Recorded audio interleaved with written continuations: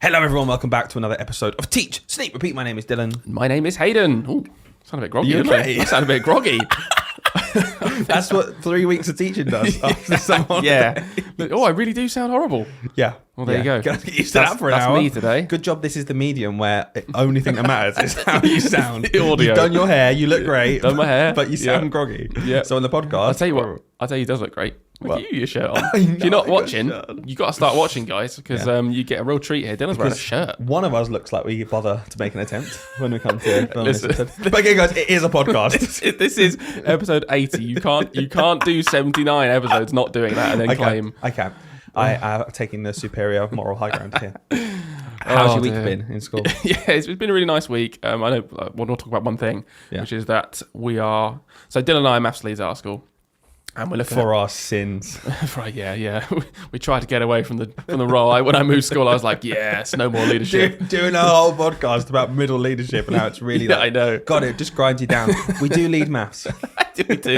we do lead maths. At least we share it. But the context as well is that it's we don't actually do anything extra in terms of anything we do is in school. Yeah, exactly. So it's very well managed, and that's why it's a good job because we love maths as well. Yeah. Something we didn't, before you carry on, something we didn't really mention too much last week, because again, lots of new listeners from last week, so welcome, is we didn't really talk about passion too much. And we talked about middle leadership, and we talked more like the admin and year group roles, and not many people have a passion to be like a leader of a year group kind of thing. Sure. But a big point a few people messaged us and said was completely agree, amazing.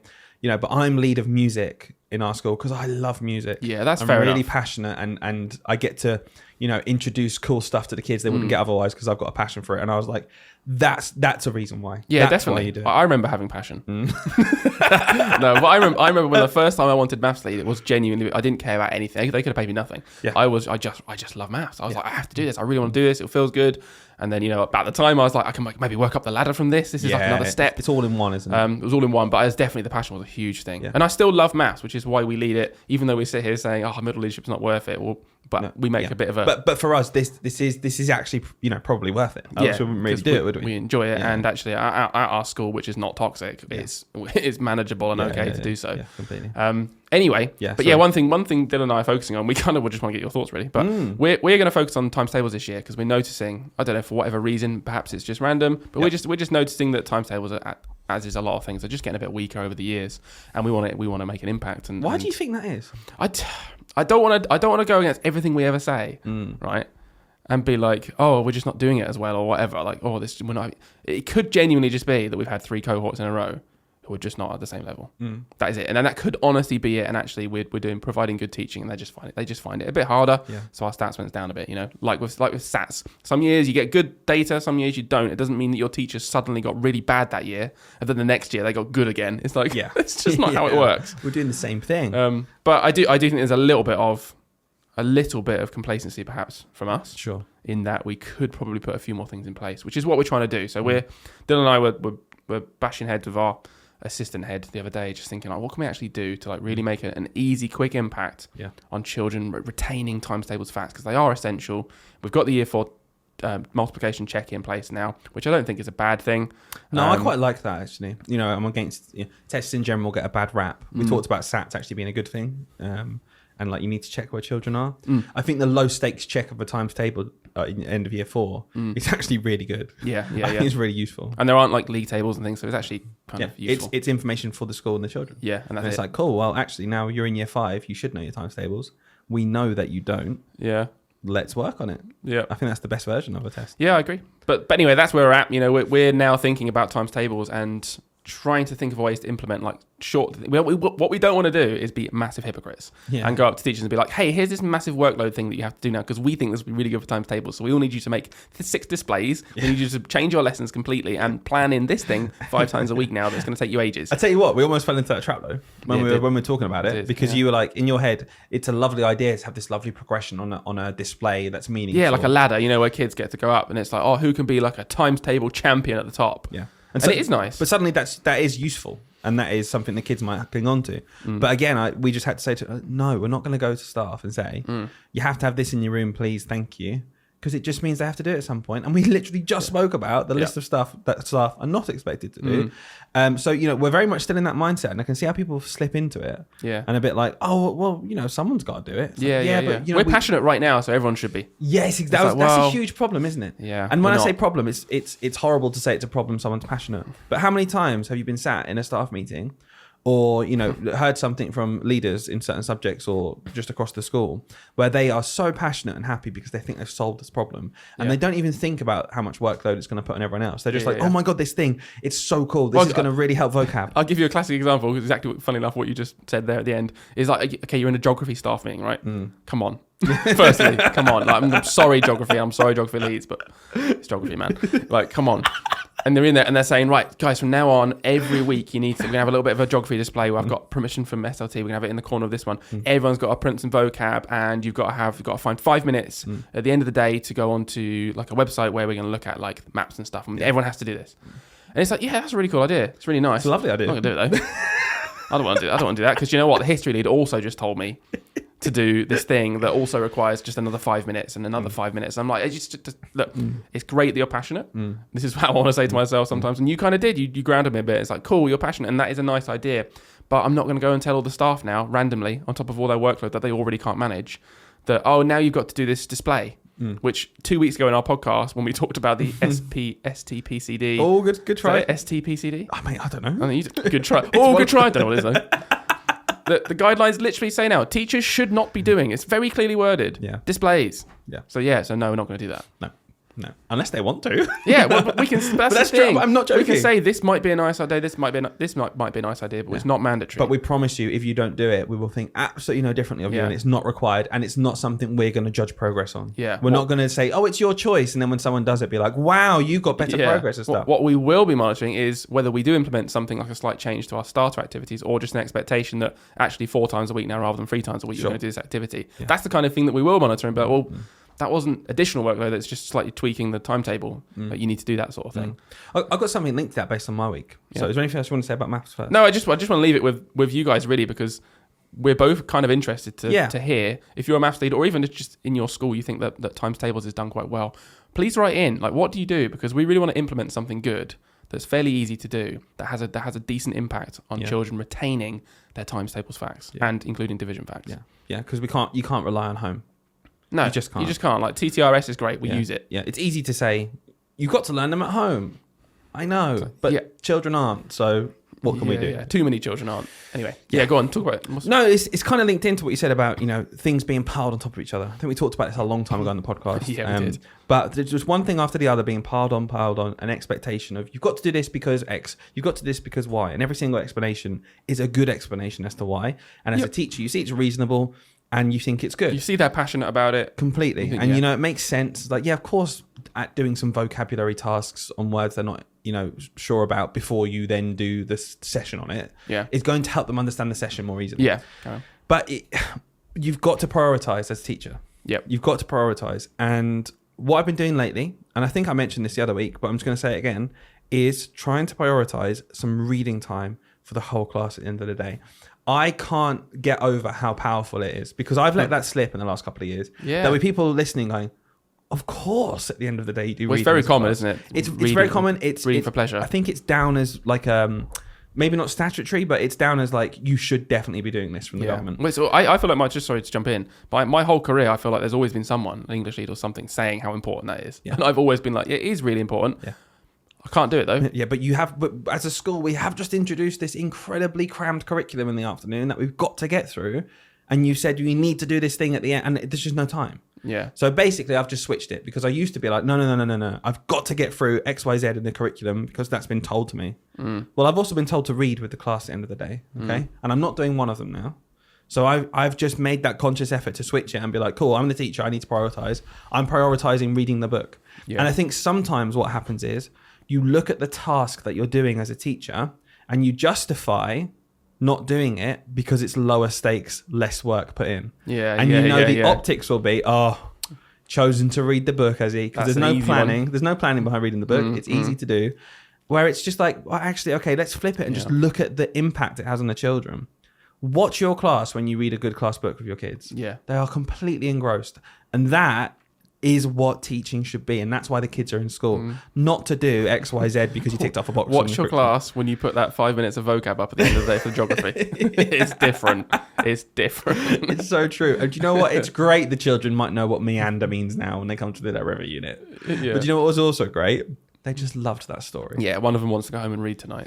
Yeah, and that is the biggest impact. And at the end of the day, I don't think anyone's going to argue that. Getting kids to read. Yeah. Like, come on, like that surely is the primary goal, isn't it? Get kids to read books. No. No, we're not reading with the children, thank you. We're going to go and read this geography unit instead. Oh dear. Anyway, anything else about your week? Yeah, I don't know. In general, again, reaching out to everyone right now. We're 4 weeks into term, aren't we? 4 weeks in. We've had 4 weeks. And I am constantly flabbergasted in September when you get a new class, especially if you're a bit lower down in the school. I'm year 4, so they're essentially year 3 children, aren't they? Coming up to year 4, learning how to be year 4. Yep. At the sheer neediness and hands up constantly. Yeah. Constantly. And we've spoken before, haven't we, about how you can reason with the children. You know, kids, I'm talking at the minute. Yeah. And if you've got your hand up, you're not really thinking about what I'm saying. That works for 20 seconds, You're mate. waiting on you to say your question. And, oh, yeah, okay. Kids still got their hand up. So I'm like, okay, this is all right then. Because clearly this is really, really important. My mum said that brilliant. My birthday's in 7 days. Oh, that is lovely. Do you know what? I like that fact a lot. But I have just asked you to write about an Anglo-Saxon. So it's lovely. But what about King Canute? Yeah. When's his birthday? What about, okay, this middle ground is harder, I find. So that one I'm sort of a bit more like, okay, I can separate that. Yeah, sure. But when, we've said this before, I'm sure, but when you're teaching like a history or geography lesson, something like that, something that's really, let's go history, because it can be really, really, really interesting, like a story almost in history, can't it? And you just constantly have 12 hands up because they either want to ask something about the story or they want to tell you something. I went to this museum recently and saw this and it's related. And I'm like, oh, I feel bad because I want to sit here.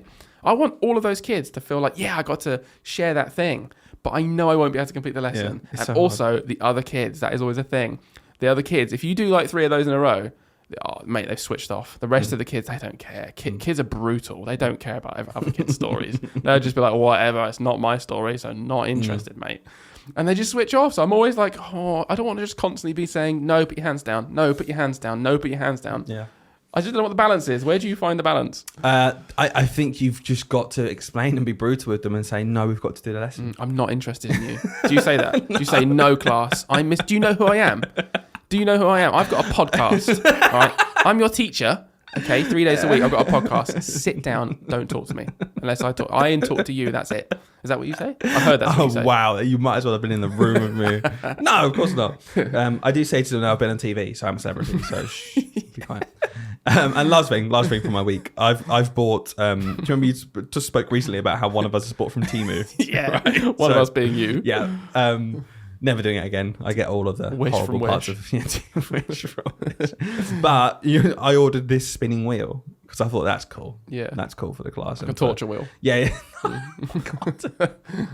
No, this tiny spinning wheel where you have like a whiteboard and you can draw different, like Wheel of Fortune kind of thing. But you can customize it. You can customize it. I made it a team point wheel. Nice. Right, and I just put it in my room and I didn't say anything to the kids. They just walked in. Right. That's so funny. And, oh my God, the wonder and awe. They were like, what is that? Can I spin it? Can I spin it? I was like, go on, you can spin it. And they span it and it landed on like 2 TP. Yeah. And they were like, what's 2 TP? And they were like, no, it's 2 PT because they're looking down the bottom where it's upside down. Yeah. And they didn't know what it was. And I was like, oh, I don't know. You can spin it though. And they were spinning it. And then in the lesson I said, I'm not going to give team points out today because I give loads of team points out. Yeah. So just constantly giving team points out. I'm not going to give team points out today. But if someone is exceptional at something, whether it's being kind to other people, being sat nicely constantly, watching me, listening, talking to their partner when they're supposed to talk to their partner, doing amazing work, doing their best work. If they're practicing their handwriting and I can see they're really trying, then you're going to come and spin the wheel.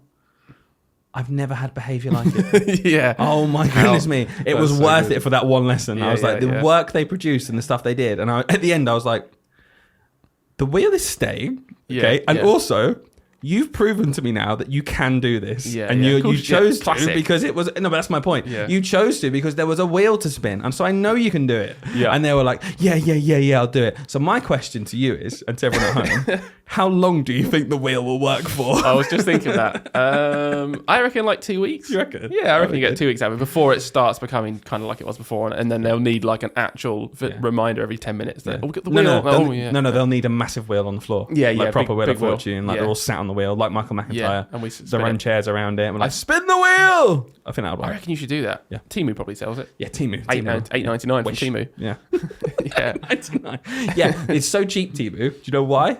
Because it takes 2.5 months to arrive. Yeah, did it? It's coming from the other side. It took so long. Yeah, I checked like 2 weeks after where it is, and it goes in transit in Germany. And I was like, okay, I'm just going to ignore that until it arrives. Leave that. Yeah. Do you? I think you should spice it up. I think you should add at least one of the sections that says Michelin. It's like you can spin the wheel, but you see how brutal these kids are, though. Because I did it 1 and 2 all the way around, and I made one of them 5. Yeah, and someone landed on the 5 first spin. You should have seen this. Honestly, they did. They landed on the 5 first spin, and I was like, "That's ruined it," because that was a jackpot, and that was going to be like keep going for the jackpot. Now it's normal. Yeah, so I immediately changed it to 10. So 10 team points for the jackpot, okay. and I put a couple of 5s in as well. Same kid spins 10. It's Jesus.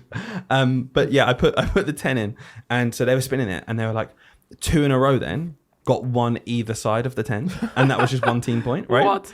And they were all shouting, like a couple of them were saying, "Let them have 10, let them have 10." I was like, "No, I didn't land on it. Didn't land, just 1." Yeah. And then a few of them went, "Put 0 next to the 10s." No. I was like, I can't do so that. Because if you're spinning it, you've done something good. I can't have you come up and get nothing. Yeah. Well, here you go. Look, make half of it bad things, half it good things, and then just get anyone up. If they've bad behavior or good behavior, you get to spin.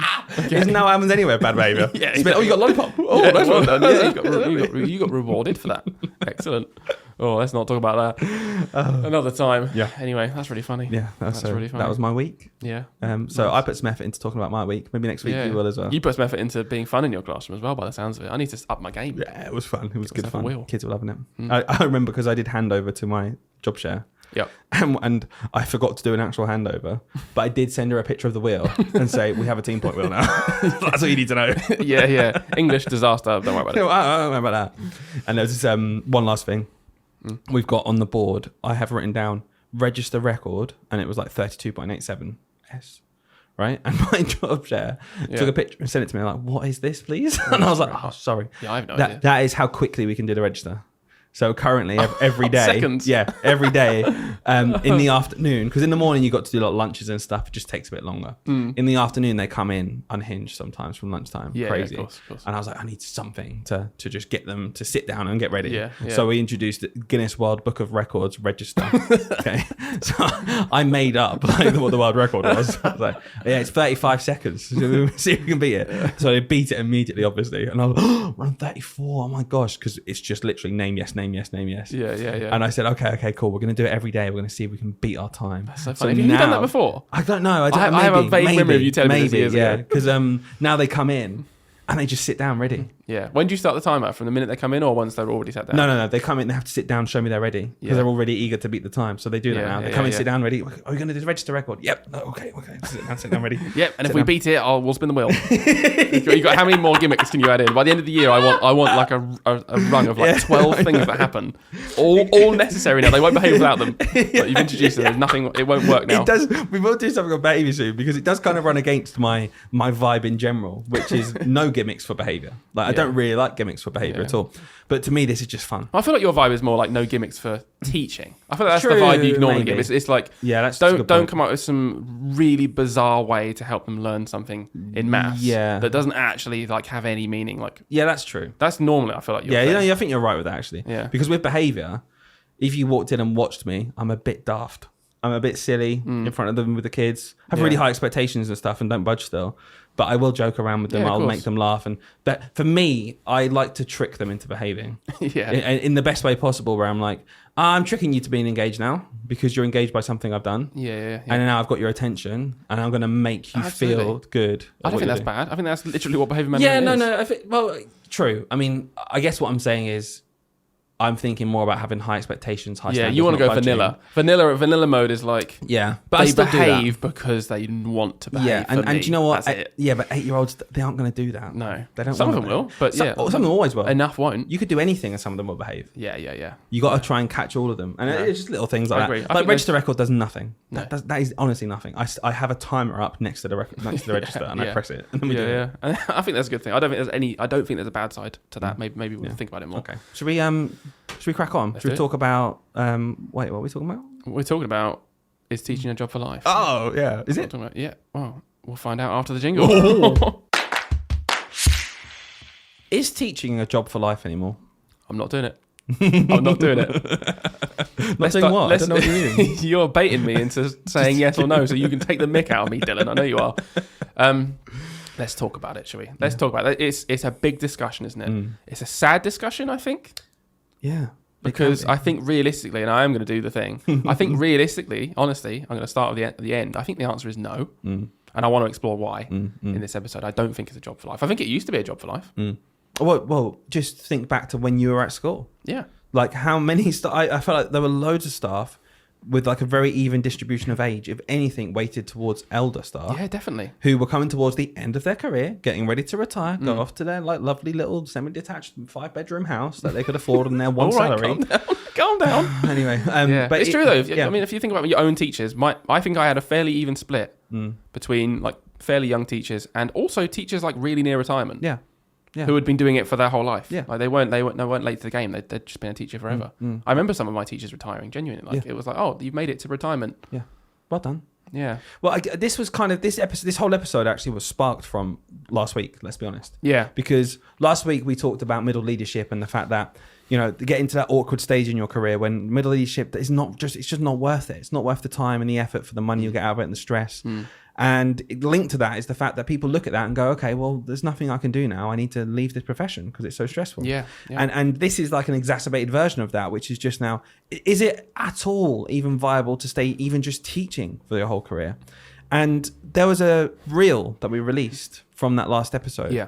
And oh my goodness me, I can't believe how much it resonated with people. Welcome, by the way, if that's what you've listened to this episode from. Yeah, because again, we see the numbers and insane in the last week or so. But if you watch that reel, the gist of it was that I am scared that I'm going to leave teaching. Yeah. I explained why I was scared, and it was because I love teaching. We're going to talk about all the pros in a minute. Like, I'm not afraid to say I'm good at teaching. It's what I've got good at. It's something I've done for 10 years. It's my profession. Obviously, I've become good at it. I'm at the point now where I think I should just leave. And it was reassuring but sad, the amount of comments on that reel. Go and look at it on our Instagram at Teach Sleep Repeat Podcast.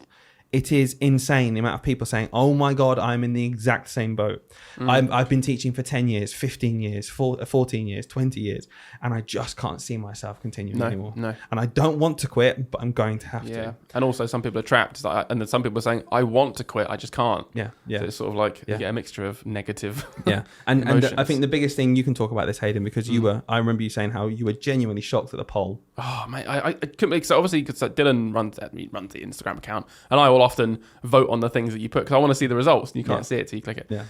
So I clicked on the poll, and So what was the poll? So the poll was, I can't remember exactly what it said. It was, do you think you'll... It was between two options, and the first one was, I've considered quitting. Yeah. I've considered quitting And the teaching. second was, I'm quite content. Yeah, that's it. I'm quite content in my role. So I clicked on, I've considered quitting teaching, thinking I'm going to see what this is. Probably going to be like a 70-30 split, realistically, because I know it's going to be high. And when I clicked on it, which is different to now, when I clicked on it, it was 98% to 2%. Wow. And there were hundreds of votes at that point. Yeah. And I think it's now in the thousands of votes. Yeah. And it's, what, 93% are saying they've considered quitting. And 7%. And that's like 1,000 people. That's like, it's not like that's a small sample size. No. That's crazy. Yeah. 93% of teachers have considered quitting. Yeah. And that's not even thinking about the amount of teachers who have crossed that line and quit. Yeah. That's already too many. That are left. This is the ones who are in teaching who are saying, I'm considering quitting. And it highlights that problem we have. And one of the biggest issues we want to just lay out now before we go into is it a job for life and the pros and cons, the current situation we're in, where it's clearly not a job for life, because the retention numbers prove it. We're in a crisis of retention at the moment. Yeah. And the percentages are crazy to me. So there are two that jumped out. So we've got, firstly, after 1 year of teaching, Bear in mind, it takes at least a year to train to teach, often 3. Yeah. After 1 year only of being a teacher, 12% of teachers quit. That's mad, isn't it? When I first saw that number, I was like, that's not too bad, because I've been gaslit into thinking that it's like, yeah. But actually, when you put it into context of, it's not like going to get a job at Homebase, where you don't need to do 3 years training before it. It is a job where you're committing financially, because unless you've been lucky enough to get like your degree paid for, most people are probably paying some money towards their degree. Well, they'll at least be paying repayments. Yeah, at least, right? 1 year or 3 years doing that, and then after just 1 year in the job, you're like, I can't justify doing it despite spending 3 years or 1 year training before it. That's mad to me. 1 out of 10. Insane. That's just wrong. And that's when you're at your most passionate. Yeah, that's what I'm gonna say. Like you're new at that point, and you're already thinking this is so horrendous that I'm not gonna do it. That should be a huge red flag to me. Yeah. And the other statistic that jumped out at me was after 10 years, because that's essentially where we are. Yeah. And after 10 years, it's mad. 43% have left. Yeah. So nearly half. Yeah, getting on to half. Nearly half of After the profession 10 years. after 10 years are not in it anymore. So when we're asking this question now, is it a career for life? Yeah, and we're talking like 35-year career. And we know not every career in the world has to be one for life. We know that. Yeah, but teaching used to be, and you're like a staple of the community, and you were good at what you did. Yeah, it is extremely important for the country. So it does make sense for that job to be a desirable job for life. Yeah, because it's kind of something we need. Yeah, and if you've been doing it for 10 years, you're probably bloody good at it. Let's be honest, because you've been doing it for at least one long. of us. Yeah, at least one of us is quite good at it. But this stat says at least one of us is going to leave at the end of this year. Yeah. That's crazy. Yeah. Like what? 10 years. What I dread is to think. going on? I mean, it kind of answers the question for the pod, doesn't it? There you go, done. Is it a job for life? Not really, because after 10 years, half of them are gone already. Yeah. So, what is it after 20 years? You know what I mean? What is it after 30 years? I'd love to know those stats. The last few. Because do you know what I was just thinking? When it's just a bit of reflection, I guess, on us. And I don't know if you can think of anyone different. But in my 10-year career, I don't think I've seen a teacher just retire. I don't think I've seen that. I've seen a couple of teachers kind of be forced into retirement. We talked about that workplace bullying. Right. And they probably wouldn't. They probably would have done another couple of years. But I don't think I've ever seen a teacher just be like, in my career, I've done this my whole life. I'm going to retire happily next year. It's my last year. I've reached the retirement age or whatever retirement age they wanted. Maybe they're going a couple of years early or something. I've never seen that. But in their control. Yeah. So in 10 whole years, I don't know if that's normal or not, I've not witnessed a teacher retire out of this job. Do you know what I have witnessed? People leave because they didn't want to do it anymore. Yeah, loads. I've witnessed people leave because they felt stressed. Yeah. I've seen people take early retirement because they thought it's not worth at my age now doing this for 3 more years. I'm going to go get a job at M&S for a couple of years. Yeah, and I'll just take my retirement when I can. Yeah, it's just mad, isn't it? Like, is that abnormal? It's been 10 years. Should I have seen a couple of teachers at least actually just genuinely retire at this point? Probably. Yeah. I haven't though. Yeah, that's nuts. It's crazy. It's not a good sign, is it? No, and I just think if we're thinking about being a career for life, let's go into now maybe the pros and cons as to why it might be a good career to do and why actually it's turned into something that isn't. A big story I saw recently, huge story in the BBC. Yeah, go on. It was about mums, because if you think about teaching right now, we're talking to a huge audience of teachers. Most of them are women. Most of our audience are women. And the reason for that is because most of the people in teaching and education are women. Yeah. It's a women-dominated profession. And you would think maybe alongside that fact might be that some really good working conditions for them. You'd think that maybe you'd have some benefits in place, something that really entice. No, it's the opposite. It's the opposite, because there's no, women are going to this job anyway. So when you think about maternity pay, is horrendous. Yeah, compared to the other public services, which is the easiest comparison to do. Because there's fewer women in those services. I'm pretty sure out of those, and I will stand corrected if I'm wrong, but I'm pretty sure the maternity package for teachers is the worst of the public services. It's awful, yeah. Even if you go to being a civil servant, the maternity package is much better. Yeah. It's like we need to look after these people. And one of the biggest reasons why there's such a drive in the retention problem is new mums. It's mums in their 30s. And there was this article in the BBC recently. Women in their 30s are the biggest single group leaving the profession.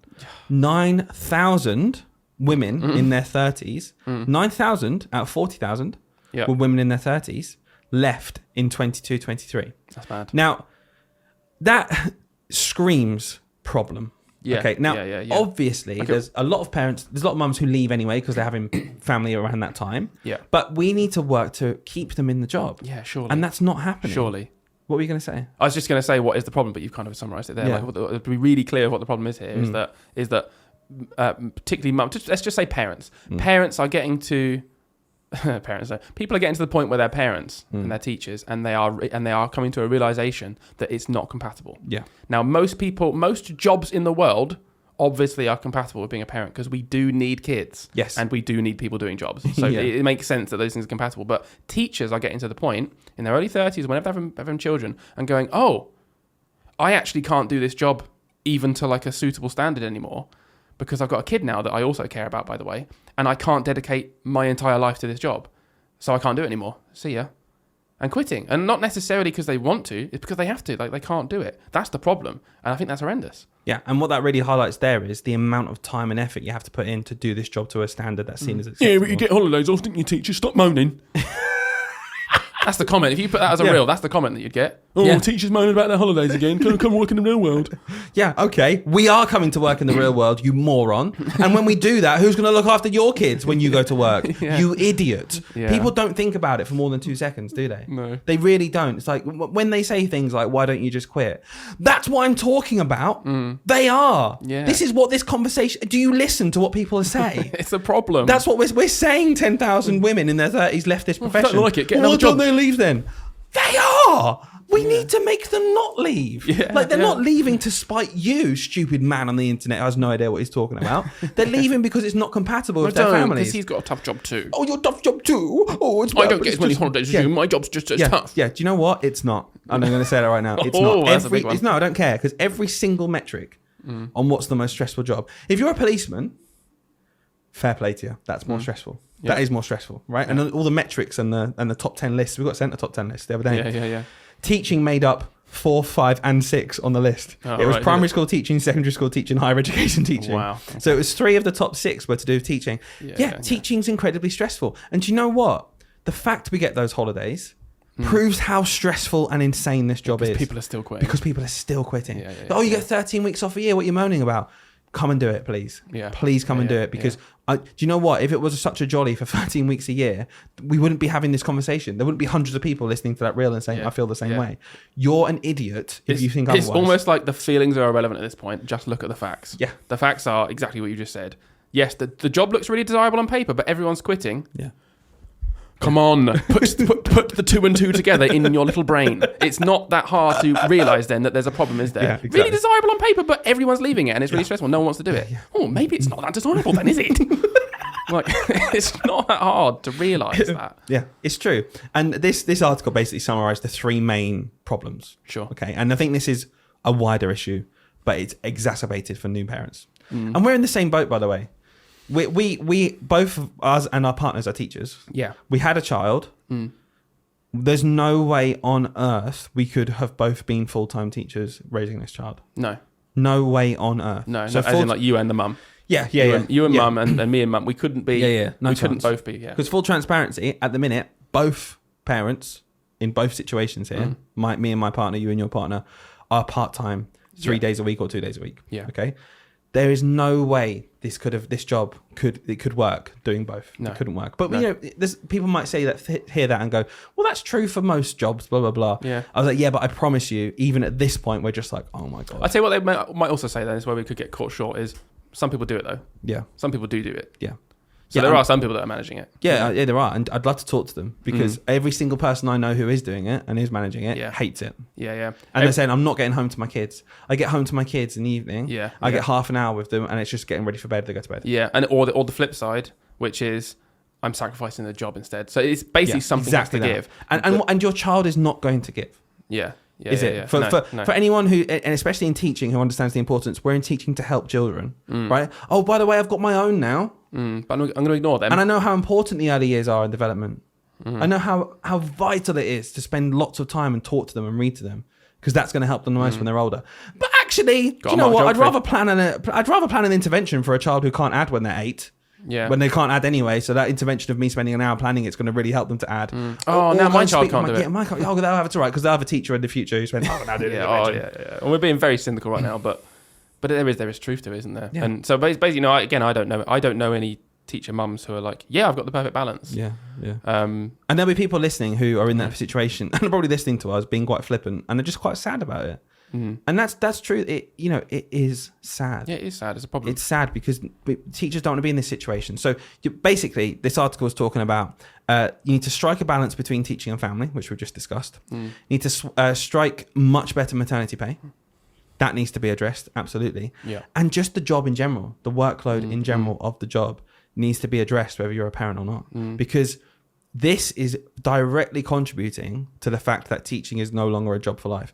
And if we want teaching to have incredibly high standards and be really good, we need these teachers who've been doing it for 10 years, 15 years. Especially when the bulk of them are women. Yeah. Like, we probably should focus on the thing that, like, makes it easier for women, like, first, Completely. really. Because, what is it, like 80% of teachers are women, or whatever it was. I can't remember the stat. But don't worry. Don't worry about those. What the problem is, Dylan, what you've not realised is, despite all this, Labour are just going to recruit 6,500 more teachers. Our treasured Labour, who we urge you to vote for. That's what they're going to do, Dylan. So don't worry about it. They're going to just recruit more. They'll recruit more from the ether of nothing. Yeah. Do you know what? I think they mean it, right? Yeah. I think they mean it. I think they're incredibly underinformed and don't have an idea what they're talking about. Yeah. We'll just recruit more. Yeah. If let's be honest right now, if this was the Conservatives who'd won the election and We'd they be were saying ripping this right now, we would be ripping them to rinsing shreds. So I've got no problem now talking about this because is teaching a career for life? Well, the government don't care because we're just going to recruit new ones. So this balance of recruitment and retention, there is a constant battle going on. They forgot about the retention bit. You've got to do the retention bit. Okay, so 6,500 people joining. Cool. By the way, 650 of them, they're going to quit after year one. Because I just told you the stats is 12%. Yeah. So you're recruiting 6,500. Well, in 3 years, that's actually going to be 4,000 because they're quitting. What are you going to do to keep them? How are we going to do this? How are we going to be really serious? And they have done some things. We talked about the workload reduction task force and how that has made an impact to the actual that wasn't Labour. policy.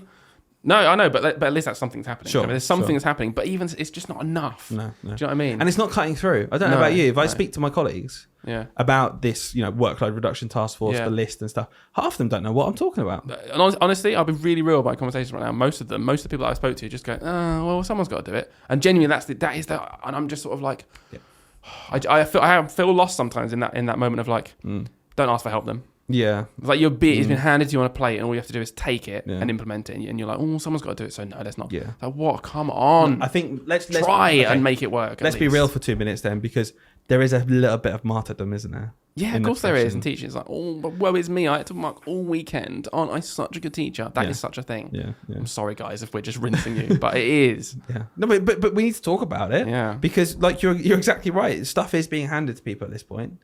And we've spoken about it before, where people have got to be a bit more proactive because you can't just wait for your SLT to put a letter down saying you don't have to do displays anymore. Yeah, we've looked at the STPCD and we've really reviewed this. And it's a bit of both. You need to know your rights as well. This is why we do this podcast, by the way. If you're listening, this is why we do it. Just talk about it and share that. Yeah. But I think that really summarised it for me. That BBC article about new mums, because I was like, cool. That's the ultimate version of we should be doing everything we can to retain these people. Yeah. I know new mums who are thinking they're not going to do it anymore, and I just think to myself, that is such a loss. Yeah, that is an unbelievable. I completely agree with why you're doing it. I would back you to do it and quit because it's for all the reasons you're saying about your child and everything.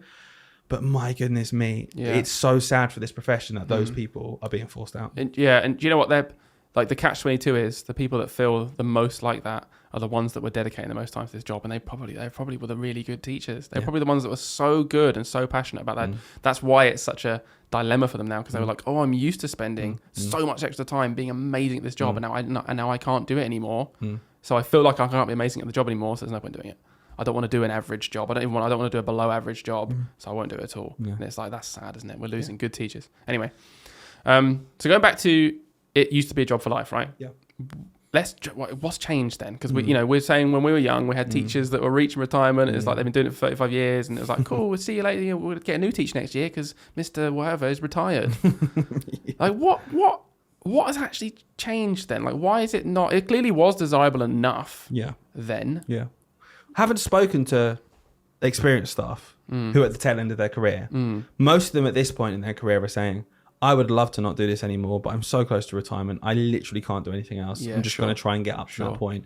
And having spoken to them and what's different, the biggest thing that they always say is the expectation has skyrocketed. at the same time as the budget has been completely squeezed. Yeah. It's And a it double really trouble, does come down to that, because Yeah. do you know what? I will never ever sit here and say soaring expectations is a bad thing, because you're talking about our children, the future. You're like, that is fine. Yeah, education improves. But it's so easy to say that. Yeah. And at the same time, not put your money where your mouth is, and just Yeah. expect the burden to fall on class teachers. I think for me, the biggest issue with the job currently is the absolute mental load of being a class teacher is insane. It is no longer what it used to be, which was, I'm the class teacher. We're going to do some rounding this morning. We're going to look at Beowulf. That's a lovely text. And the kids are going to try and write their own epic. And in the afternoon, we're doing Romans. I've got some books and some sheets that I've used for the last 10 years. I'm going to get them out again, and we're going to talk about Romans. And you don't have to make 3 PowerPoints for that. That will take you 4 hours. Exactly. You just have your bit of paper. Yep. But I'm talking as well alongside that, the mental load currently, because if there was someone in your class who needed some social care work, the social worker would come in and talk to them. If there was someone in your class who had speech and language problems, they'd have a one-to-one person working with them, because they can't do speech and language. Specialist. There would be people and specialists in place that take that burden away from you. Because currently what happens is all of that is exacerbated by what, like you said, with the planning. You need to do slides, you need to blah, blah, blah. You need to do all this planning for no reason, even though you know what you're doing. And you also need to be the social worker in the classroom. Yep. You need to be the SEN coordinator. I'm the language expert. You need to be the language expert. Oh, and guess what, Dylan? This has happened. I know this has happened multiple times in your career, and as it has to me. By the way, Dylan, you've got someone starting next week. They only speak German. yeah, exactly. They don't speak a word of English. You're in year 5. Off you go. And let's separate this for a second. There's no teacher in the land, I don't think, mostly. In the land. Yeah, who remotely cares about that. No one's going, oh, that shouldn't happen. It's like, cool, I'm a teacher. I teach kids. I don't care. Yeah. Come into my classroom. Yeah. You are welcome and safe. What's the problem then with my analogy? I can't speak German. Yeah. So what do you want me to do? Yeah. I'm a teacher, not a language linguist. Language linguist. A language. You're not a language linguist of any language, by the sounds of it. But it's true. I guess the point you're making there is, it's not. We don't have a problem with children joining our class. We love teaching kids. I have a problem when the support's not there that I need. Precisely. I need someone to help me translate or something. But you don't get it. Yeah. Doesn't happen. And there's no TA, by the way. No. And in the afternoon, you do have 32 children. Let's talk about that for a second. Yeah. That's completely normal where we work. Yeah. I was flabbergasted when I found out the average primary school size is 26. 26, wasn't it? Right? So that's the average. People listening might think, what are they talking about? I've never had less than 32 children. No, in my I've class. never heard of anyone having less than 32. I thought that was what classes had. Yeah, me too. And with no support in the afternoon. Yeah. Who are we kidding? Of course it's horrendous. I was in a class of 32 growing up, I'm sure. Yeah, maybe it's like a Kent thing. We're in Kent, for anyone who doesn't know. I don't know. But yeah, I just think it's absolutely crazy. And I think that's the biggest driver.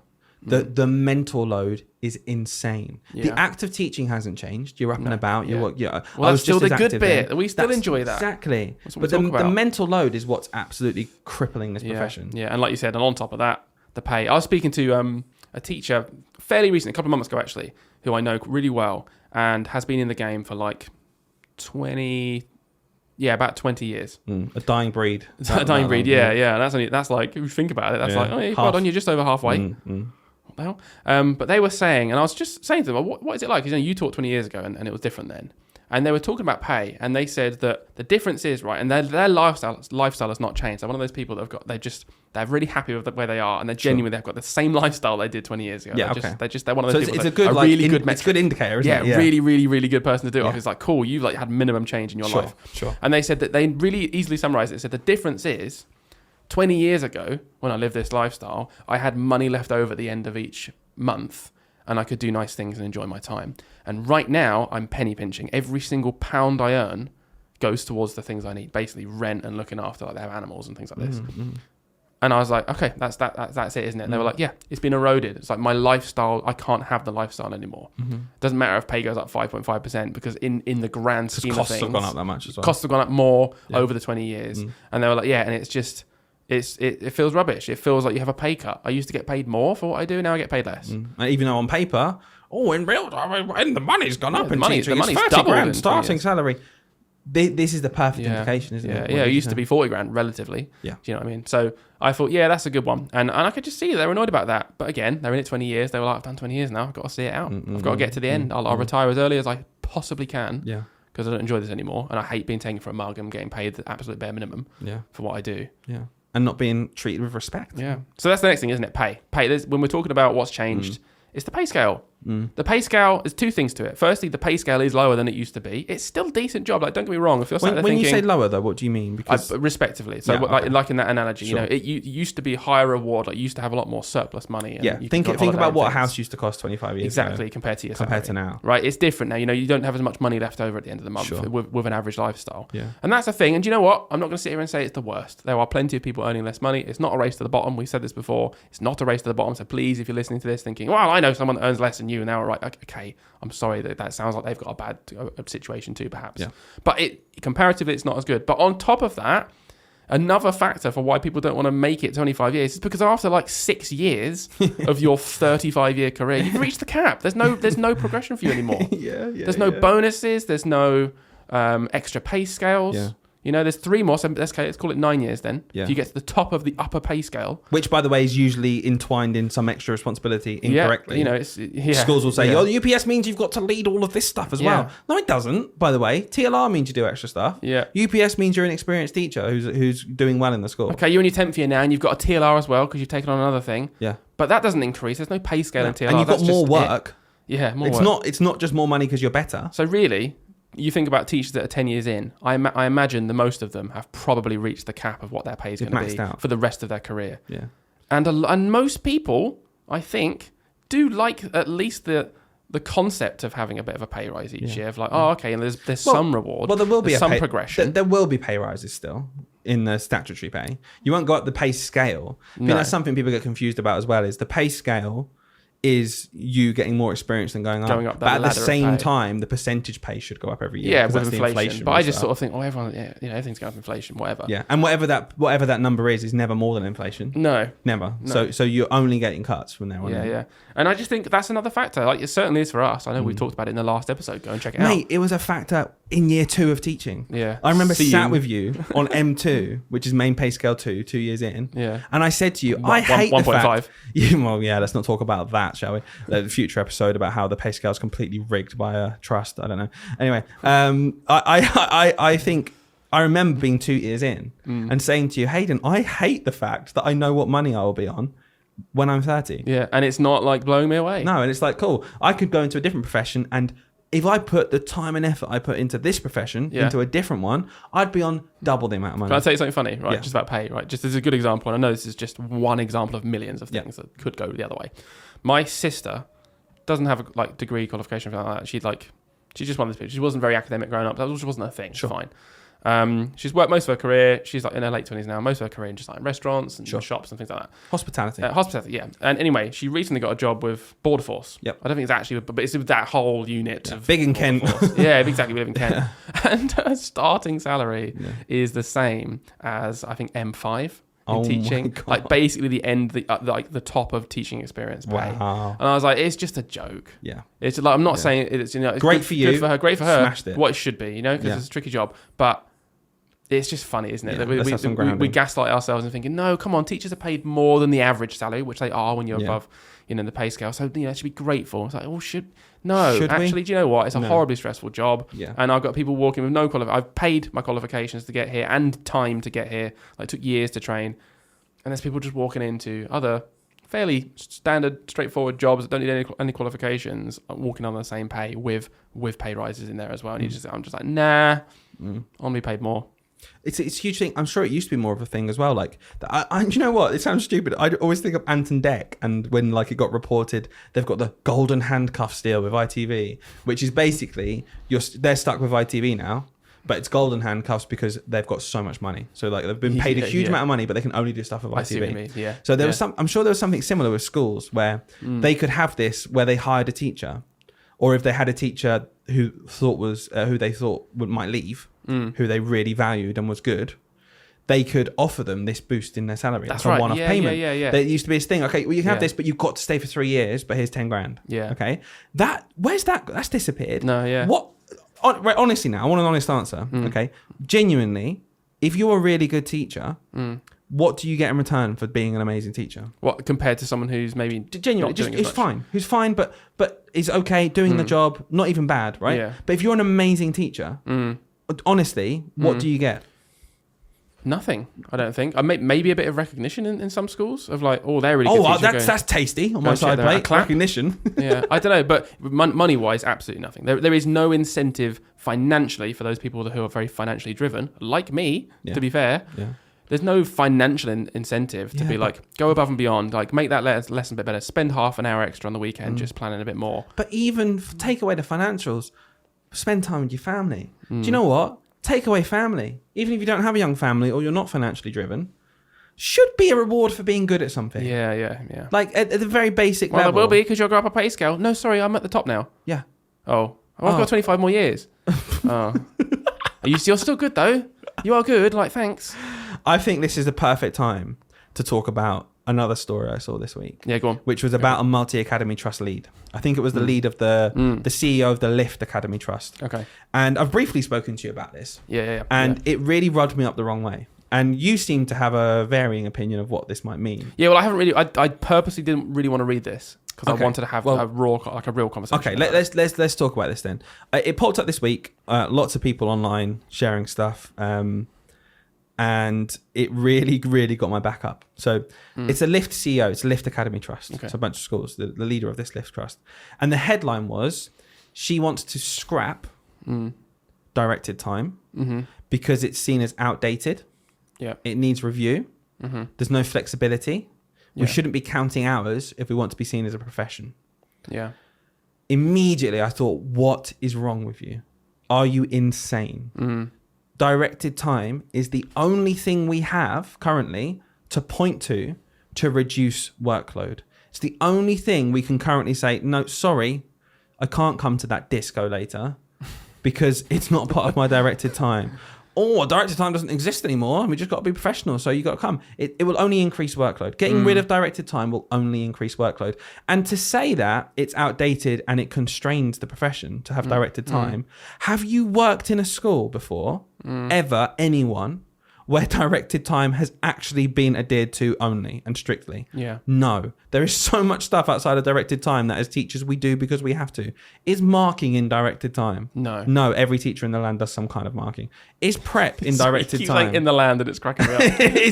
is prep in this land? Is prep is some kind of chiefdom from like Anglo-Saxon? In you the tell land. you tell them teaching Anglo-Saxons. Yeah. In the land.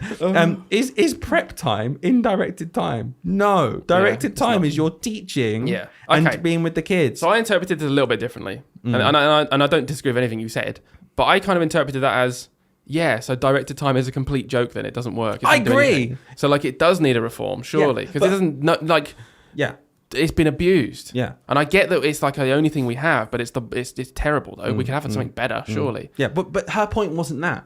She said rigidly counting hours is not, it doesn't align with professional So she doesn't want to standards. replace it with a better directed No, time it's just system. like we Okay. shouldn't be rigidly counting hours. It's like, we don't. Yeah. That's what we've been saying for years. I think we should. Yeah. Like, you want to change it to what it already is in a broken system. You're like, well, this system's broken. Let's get rid of it.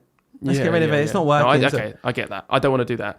What I wish this was saying was, hey, let's recognize that directed time is completely abused, right? But like you said, most of the jobs that teachers are directed to do, marking and planning, you literally will lose your job if you don't do those things. They're not in directed time. Yeah. So what's the point of having a distinguishment between directed time and undirected time if you have to do loads of directed tasks in undirected time? It doesn't make any sense. Well, okay, let's strip it back then, because directed time is literally the number of hours during the year Yep. that school leaders can direct teachers to work. Yeah. So that is when your director can say, I need you in this building doing this Yeah, thing. Okay. yeah. That's all directed time is. That's not rigidly counting hours. That's two different things here. Yeah. This is when leaders can tell us where to be and what That's to do. true. That's not counting hours This at all. is We not all know counting that hours it was like remotely. 1,265 or Yeah, something like that. yeah, We all know yeah. that's no one needs to count that up, mate, No, because yeah, that number exists. Yeah, and they do. And do you know what? We have a directed time calendar. I don't understand what she wants here, because Yeah, it's not yeah. like people that no one in this land is just doing directed time? Yeah. No one. No one's doing under it, that's for sure. No one's doing So you under don't it. need to count the hours because no one's doing under it. Oh, you did Exactly. 3 hours less? It's like, no, I didn't. Yeah. I did 3 hours marking literally today. Yeah. So there you go. There's your Yeah. deficit for the year. Yeah. So if she's talking about, she specifically mentions Gen Z. So it's Bex Boomer Clark, by the way, who's the CEO. She specifically mentions Gen Z, and she says they prioritize flexibility and accountability over fixed hours. I'm like, yes. What point do you think you're making? Gen Z care more than anyone about doing loads of extra work. The only way, so directed time, I agree, needs to be reformed, but it needs to be reformed in a way where it's like we can actually say, no, I can't do that.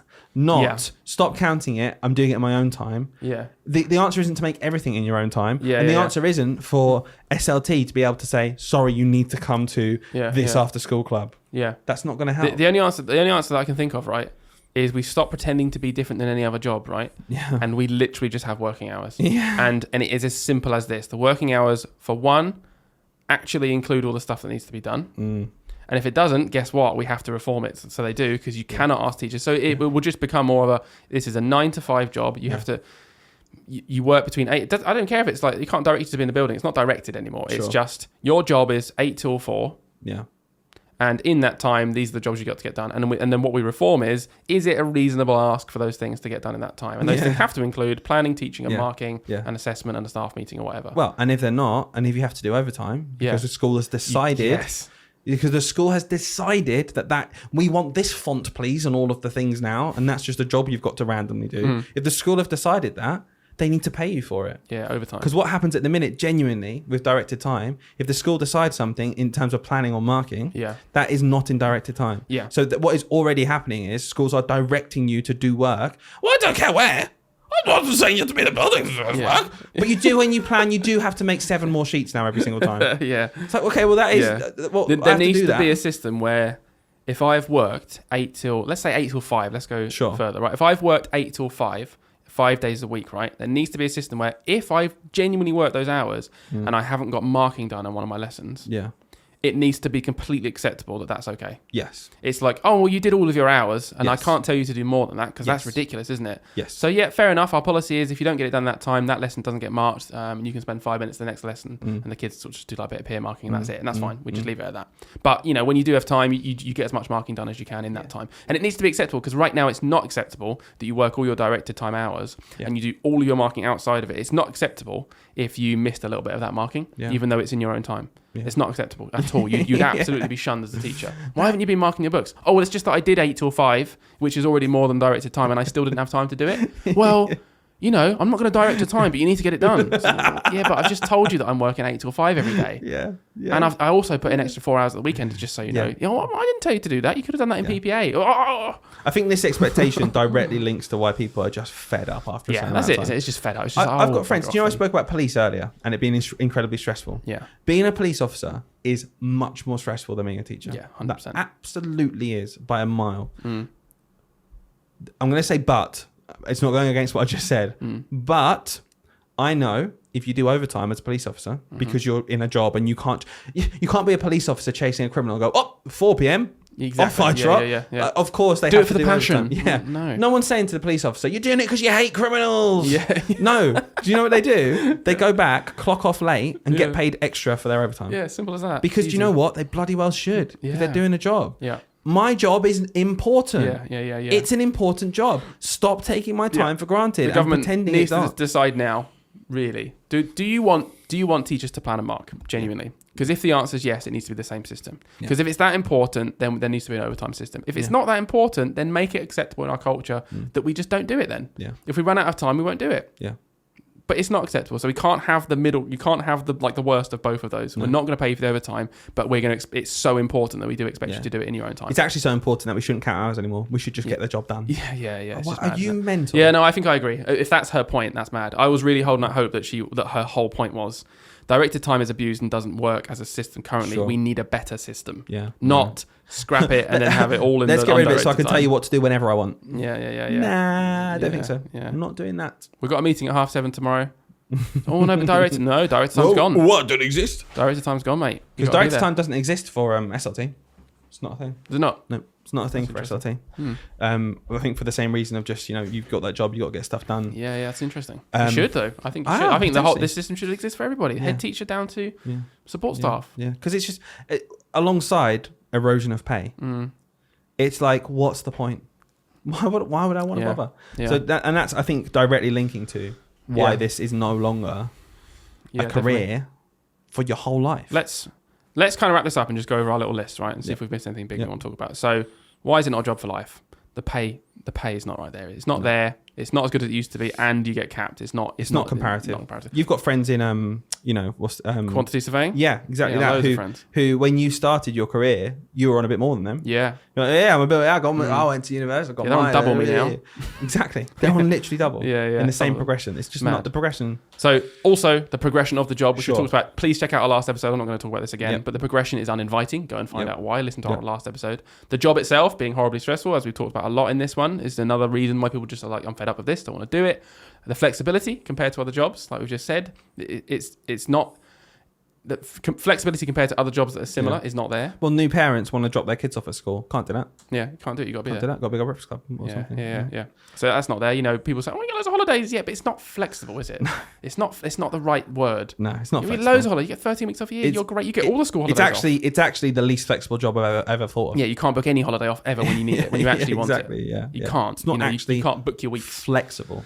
So that's the main reasons why and then it's not. I guess overall that just leads us to this final point, or maybe final point, of the pros just don't outweigh the cons anymore. Sure. Because the pros are, and let's face it, Dylan said it in the last episode, and we'll say it every single time if we need to, so we don't come across too negative Nancy. The pros are teaching is unbelievably great.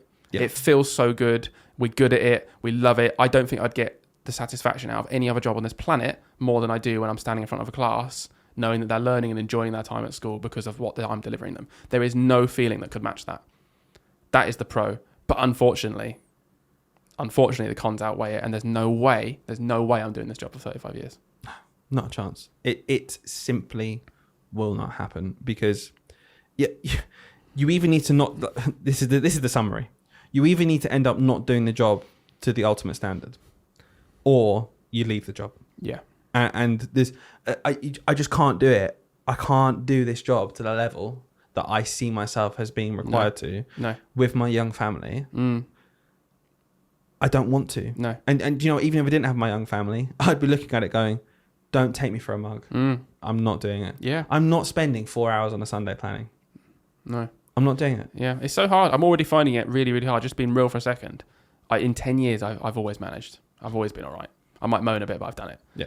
For the first time in my career, now we've got a baby, I'm just like, I said to my colleague the other day, I was like, I actually feel like really overwhelmed and like kind of upset about this. Like I genuinely can't do it. I was like, I don't understand when I'm going to do these things. And my planning, like I don't even have there's people that have way more workload than me. And I'm like, oh God, I can't manage it. I was like, I've got to plan a week of English this weekend. And I'm like, I just don't have the time to do it unless I sacrifice time with my baby. But I've spent all week working, so I want to have my weekend with her. And it makes me feel a bit upset. Like I feel a bit upset right now talking about it. But like I don't know. It just sucks. I hate it, and I just try to explain it to people, and it's sort of like they kind of get it, but kind of don't, because the job does need to be done, because they all need that planning as well. And I'm like, I am feeling horribly overwhelmed though, and I don't know when I'm going to do it anymore. There's your baby can't wait until half term. No, because you know what? She'll be 4 years old before I know it, Yeah. and I'll look back and think, for God's sake, no one cares about that planning anymore because we've changed it 17 more times. Do you know what? I think we might have to do a whole episode on this exact topic Yeah, you're go on, talking say about, which is just the insanity of teaching and the desire to reinvent the wheel. Yeah. And the amount of, I'm going to call them out right now, the amount of people out there who run schemes and stuff and sell them to school. Like, oh, it's my geography and your history scheme. And then have the gall when asked, okay, where are the tasks, please, and the resources? They have the gall to reply and go, well, that's different for every school, isn't it? It's different for every cohort. No, it's not. No, it's not. I've got to learn about the differences in Roman life and modern life. Yeah. That's not different for every school. Get in the bin. Let's not reinvent the wheel every time and make me spend 6 hours of my weekend where I could be with my boy. I think we've got next week's episode, haven't we? Yeah, we do. I think we do genuinely need to. I want to talk about this Yeah. extensively with you. Yes, This okay. idea of we have convinced ourselves as a culture and as a nation, as a land, that we are only good teachers if we replan the same lesson for the 10,000th time even though every teacher in the land is teaching this same history lesson. We need to have 10,000 variants of it. Yeah. Like, we've got to talk about this. Everyone in the country, up and down the country, next week in year 4 is doing addition and subtraction. Next country is doing addition and subtraction. Yeah. Okay. How many different ways can you teach a child to do column addition? I know. On it. More than one. Put me in the bin here, honestly. Right, put me in the bin. Okay. If you disagree with what I'm about to say. All right, go on. I could make 3 lessons for this one objective, and it would be suitable. Any country in the land, any class in the land could pick up one of those 3 lessons for their class and teach it well, and it would be fine. I almost agree. I'd say like 95%. I reckon there's always going to be a 5% outlier, but I think 3 lessons would be suitable for 95% with one of exchange. classes. With one exchange in your column method, Yeah. I could make 3 different lessons, varying ability, or just one that's really differentiated and scaffolded well. Yeah, yeah. But probably That would 3. be suitable for probably everyone. 3. There'd be a teacher who can pick that up, Yeah. and they're not a worse teacher if they did that. I think it's a good analogy, and I think what reigns true is it's closer to that than needing 10,000 different variants. Of it. yeah. What we've got in our country, we've got like 30,000 schools, right? Yeah, something and like we've got primary schools like probably half of that, 15,000-ish, right? Yeah.